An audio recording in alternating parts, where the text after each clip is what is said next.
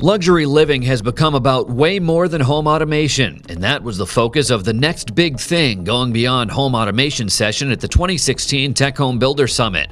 A big topic of discussion, achieving a net zero home. The first step in getting there is building a passive house shell. Got to do that really good construction first, really good windows, really good envelope, really good insulation to really do that conservation first, because you can't put enough PV on your house to generate 100% of a really inefficient home by trying to make it up with renewables. It's just not cost effective.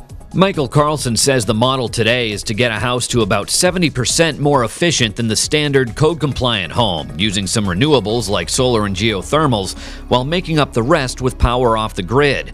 But the idea is to phase that out until you get a carbon-neutral building with so much energy efficiency it can be made up entirely with renewables. This is your chance to be an early adopter in energy efficiency and net zero energy.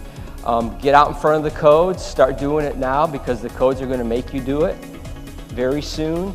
Even without the code requirements, many people still want green homes. A recent study found nearly half of homeowners thought eco features were more important than luxury features in their home.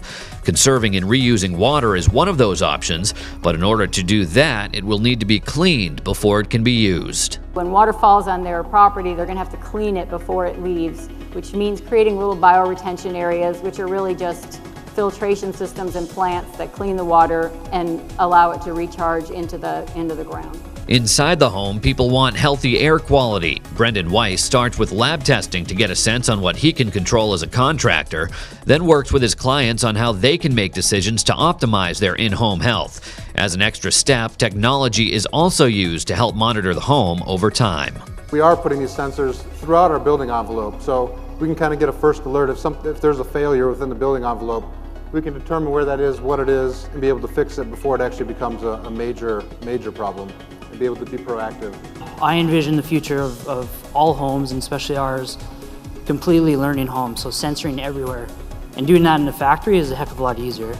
Goodjohn has learned that from starting 2 companies that build custom prefab homes. They can be ready for move-in within 6 months and are designed to meet passive house and LEED standards, including things like healthy radiant heat, solar roofs, and electric car chargers.